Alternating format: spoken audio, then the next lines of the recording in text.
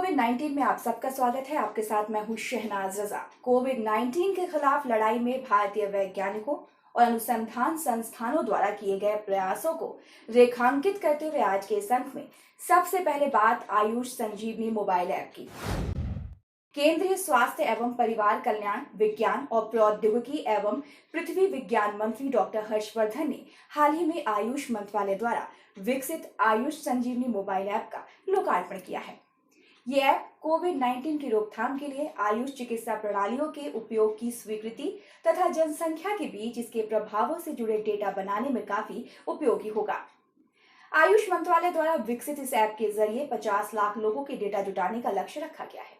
ये डेटा कोविड-19 की रोकथाम के लिए आयुष चिकित्सा प्रणालियों के उपयोग की स्वीकृति तथा जनसंख्या के बीच इसके प्रभावों के आंकलन में काफी उपयोगी साबित होगा। तो विशेषज्ञ का क्या कुछ कहना है इसे लेकर, आइए जानते हैं। Ayush Sanjeevani app is to capture the is a public health and public is a peop, peop, is a social study actually is not a clinical study, is a social science study. That is why TISS is on board, Tata Institute of Social Science is on board, and this study is mainly aiming to look at impact of the Ayush advisories and Ayush intervention for the containment and mitigation of COVID-19. So whether we tell the people or not, in our heritage, we have tendency to use our own wisdom, like घर में हम गर्म पानी पीना शुरू कर दिया, like that, you know. And advisory also says you have to, if you please consider taking milk with haldi, or you please consider to take this kada with dalchin and all those things. Simple self-care guidelines. So we want to see what happened after people followed these guidelines, and after if they have benefited, if benefited, how much. When we look at these possibilities, and when we work with a large number of sample size, like we are talking about 5 million, 50 lakh, then it has a science, it's a value of the science. It tells us exactly what happened after these advisories and following Ayush related guidelines. कोविड-19 महामारी से बचाव के लिए इसके vaccine का विकास करने की दिशा में देश में स्थित अनुसंधान केंद्र और उद्योग जगत लगातार कार्य कर रहा है। इसी क्रम में वैज्ञानिक तथा औद्योगिक अनुसंधान परिषद के अंतर्गत हैदराबाद में कार्यरत कोशिकीय व आणविक जीव विज्ञान केंद्र यानी सीसीएमबी ने विंस बायो प्रोडक्ट्स लिमिटेड के साथ मिलकर कार्य करने की पहल की है। दोनों संयुक्त रूप से कार्य करते हुए वैक्सीन के विकास के लिए कार्य करेंगे। सीसीएमबी द्वारा वायरल कल्चर और टेस्टिंग प्लेटफॉर्म की सुविधा प्रदान की जाएगी, जबकि विंस बायो प्रोडक्ट्स लिमिटेड द्वारा एंटी सीरम विकास की विशेषज्ञता साझा की जाएगी। सीएसआईआर सीसीएमबी हैदराबाद के निदेशक डॉक्टर राकेश के मिश्र का क्या कुछ कहना है, आइए सुनते हैं। वैक्सीन एक सबसे अच्छा तरीका है किसी बीमारी से लड़ने का, बीमारी जो कि पर्टिकुलरली इन्फेक्शियस होती है, किसी पैरासाइट की वजह से होती है, और इसलिए कोरोना वायरस ये जो कोविड-19 डिजीज फैला रहा है, इसके लिए भी वैक्सीन एक बहुत अच्छा अल्टरनेटिव है। किसी भी बीमारी को रोकने के लिए या तो आप पैरासाइट को ही ना फैलने दें, जो कि कोशिश अभी हो रही है, या तो आप वैक्सीन बना लें कि पैरासाइट अगर हो भी तो हमको परेशानी ना हो, हम इम्यून रहें उसके लिए। अगर ये दोनों चीज़ फेल होती है तो फिर हम ड्रग चाहिए हमको। ड्रग तब ज़रूरत पड़ेगी जब आदमी बीमार होगा, हॉस्पिटल जाएगा और परेशानी होगी। तो वो लास्ट अल्टरनेटिव है। पहला तो है कि पैरासाइट ना हो, जो कि हमारे कंट्रोल में कम रहता है, लेकिन वैक्सीन जो है एक आइडियल अल्टरनेटिव है। हमको अगर पता चल गया बीमारी इस वायरस से होती है, इस बैक्टीरिया से होती है, तो उसके लिए कोशिश करते हैं। दुनिया में बहुत सारे प्रयास हो रहे हैं इसके लिए। कम से कम 100 से ज़्यादा वैक्सीन के ट्रायल्स अलग-अलग स्टेजेस पे हैं।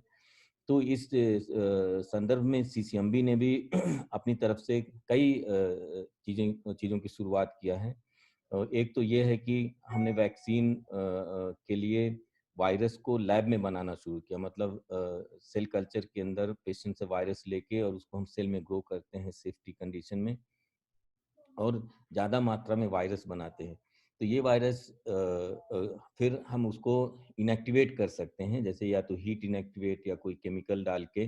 जब वायरस पूरी तरह से मर जाएगा, मतलब कि वो इन्फेक्शियस नहीं रह जाएगा, लेकिन वायरस के कोट और हर चीज़ें वैसी ही रहती हैं। तो ये जो है अगर हम एक पेशेंट के अंदर या किसी आदमी के अंदर डालेंगे तो आदमी का इम्यून सिस्टम उसको रिस्पॉन्ड करेगा, जो कि नेचुरली हमारा इम्यून सिस्टम कोई भी फॉरेन बॉडी आती है तो उसको अटैक करता है और उसको याद रखता है एक बार एक्सपोजर हो जाने के बाद कि जीवन में कभी भी कई सालों तक अगर वो वायरस फिर से आया, वो बैक्टीरिया फिर से आया तो इम्यून सिस्टम उसको हैंडल करता है, उसको इनएक्टिवेट करता है। तो यही वो नेचुरल प्रोसेस को ही जब हम ह्यूमन इंटरवेंशन से करते हैं तो उसको वैक्सीनेशन बोलते हैं। तो एक तो ये है कि हम वायरस को इनएक्टिवेट करके और उसको यूज़ करें एज ए वैक्सीन, और इसके लिए कई चीज़ें होती हैं जिसमें सीसीएमबी और कंपनी के साथ मिल के काम हो रहा है। उसमें ये होगा कि जब वैक्सीन तैयार हो गई तो हम उसको पहले एनिमल में टेस्ट करेंगे कि ये इनएक्टिवेटेड वायरस अच्छी तरह से इम्यून रिस्पॉन्स कर रहा है और वो फिर एनिमल के अंदर एंटीबॉडी बन रही है जो कि वायरस के साथ इंटरेक्ट करती है। और इस इनएक्टिवेटेड वायरस को भी ह्यूमन प्लाज्मा जो कि रिकवर्ड पेशेंट है उसका ब्लड से थोड़ा सा प्लाज्मा निकाल के और उसकी एंटीबॉडी को टेस्ट कर सकते हैं। एक तो ये तरीका है। दूसरा हम लोग एक और अप्रोच ले रहे हैं, वो है एक खास प्रोटीन जो वायरस की कोट में रहती है, जो कि ऊपर से जो प्रोटीन पहले सिस्टम को दिखती है जब वायरस अंदर जाता है बॉडी में, उसको हम लेके और उसे ज़्यादा मात्रा में बना के और फिर उसको एज ए वैक्सीन इस्तेमाल करें। वो वैक्सीन वो प्रोटीन बहुत स्पेशलाइज्ड होती है, उनको एक खास तरीके से बनाना पड़ता है और उनके ऊपर कुछ और तरह के मॉडिफिकेशंस होते हैं जिनको रखना पड़ता है। तो हम एक और दूसरी कंपनी के साथ और सीएसआर लैब के साथ मिल करके ये प्रयास शुरू कर रहे हैं। तो ये तो दूसरा अप्रोच हो गया। तीसरी चीज़ होती है वैक्सीनेशन ना करके हम सीधे एंटीबॉडी ही बना के उससे ट्रीटमेंट करें, जिसको बोलते हैं पैसिव इम्यूनाइजेशन। जैसे कि पेशेंट का ट्रीटमेंट आजकल प्लाज्मा थेरेपी से हो रहा है, तो वो भी एक तरह से पैसिव इम्यूनाइजेशन है। उसमें क्या है कि एक पेशेंट जो रिकवर हुआ उसकी एंटीबॉडी पूरा प्लाज्मा लेके दूसरे पेशेंट जो कि बहुत खराब हालत में है उसमें इंजेक्ट किया तो उससे पैरासाइट कम हो सकता है और वो पेशेंट बच सकता है। इसी तरह से अगर हम वायरस को लेके और एंटीबॉडी, इनएक्टिवेटेड वायरस को लेके और एंटीबॉडी से ऐसे सोचिए कि घोड़े के अंदर बनाएं, जिससे कि हम ज़्यादा मात्रा में एक बार में 2 लीटर 3 लीटर ब्लड ले सकते हैं।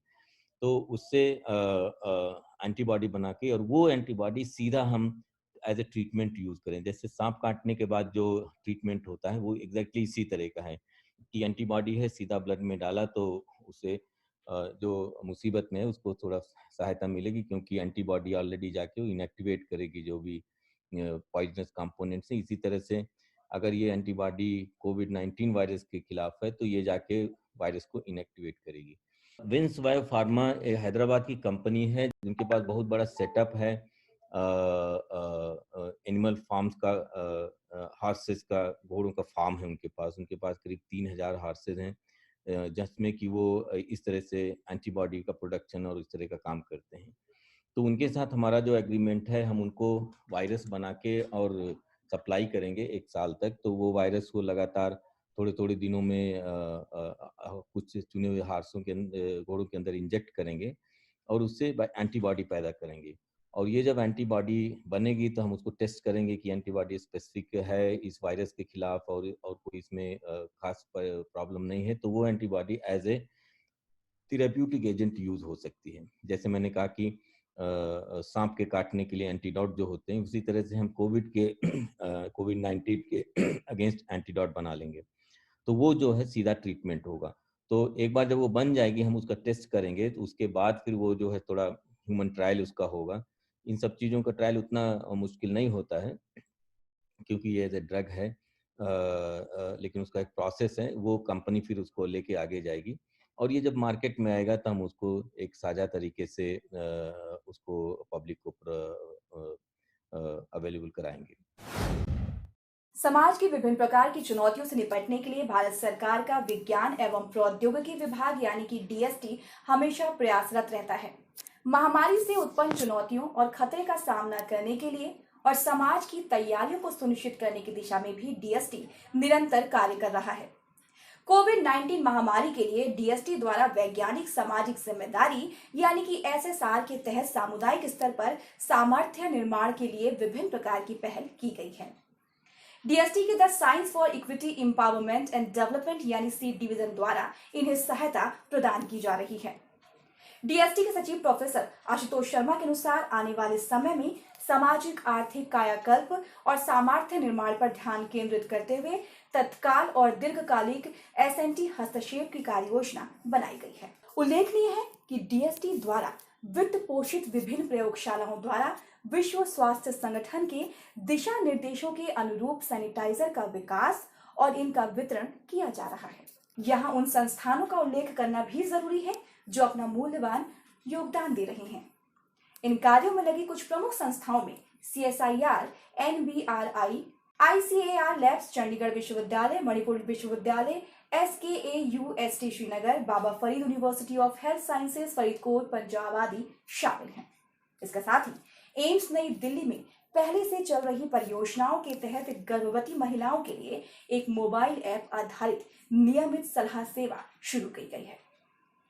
शेर Kashmir university of agricultural sciences and technology of Kashmir यानी SKAUST श्रीनगर ने पहले से ही चल रही परियोजनाओं के तहत मवेशियों के स्वास्थ्य की निगरानी के लिए एक टेलीमेडिसिन सुविधा शुरू की है। डीएसटी द्वारा वित्त पोषित परियोजना के तहत विकसित हर्बल सैनिटाइजर की तकनीक को बड़े पैमाने पर उत्पादन के लिए और किफायती दर पर आपूर्ति बनाए रखने के लिए कंपनियों को हस्तांतरित किया गया है। स्थानीय स्तर पर उत्पाद के वितरण के लिए प्रोटोकॉल को स्वैच्छिक संगठनों के साथ साझा भी किया गया है। कोविड-19 महामारी के दौरान मनोवैज्ञानिक समस्याओं को कम करने के लिए एक मनोवैज्ञानिक प्राथमिक चिकित्सा महामारी यानी PFAE विकसित की जा रही है। इसके लिए गूगल फॉर्म का भी उपयोग किया जा रहा है। प्रामाणिक संसाधनों के माध्यम से समुदाय द्वारा कोविड और मनोसामाजिक प्रतिक्रिया से संबंधित साहित्य प्रकाशित किया जा रहा है। कृषि श्रमिकों के आने जाने तथा विभिन्न फसलों के लिए किए जाने वाले कृषि कार्य के दौरान संपर्क को कम करने के लिए कृषि कार्य योजना विकसित की जा रही है। रोगाणुनाशक के लिए ओजोन माइक्रो नैनो बबल्स के उपयोग के लिए भी एक प्रस्ताव दिया गया है। इन्हें 6 महीने के अंदर तैयार कर लिया जाएगा। इसे लेकर विशेषज्ञ का क्या कुछ कहना है, आइए सुनते हैं। We started issuing the advisory to our knowledge institutions and partners, and we had given them the guidance that how they should proceed under whatever projects we have funded to them. So they started taking action against that advisory and started acting on the ground, on the field, because there is no vaccine till date. So we have to give our society with the protective gears or sanitizers, face masks, face shields. So whatever possible way we can help them, so we have to do that. So they started acting on that, and we had initial rounds of meetings with them. So how they can accommodate the objectives, tweak their objectives to serve the society. So that is how we have started acting on that. We have got response from more than 30 organizations, knowledge organizations, and they have started working in 14 different states in the country, and they have started distributing the sanitizer, masks, and other PPE equipments. Like if I say that Chandigarh University, they had distributed almost more than 3,000 liters of sanitizer to the migrant population in Punjab. They have given it to the police departments in Haryana, Punjab, in AIIMS, in Safdarjung. So they have come up with their scientific social responsibility. Other thing which they have done is very good initiative, that they were working on a working bench, portable working bench for the rural schools. So that was to teach them in their schools about the basic principles of physics, chemistry, biology, and computer sciences.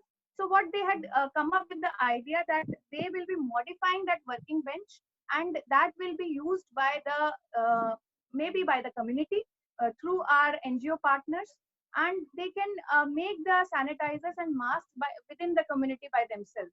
So that kind of SOPs will be provided to them in that particular foldable portable working bench. So that is a very good initiative.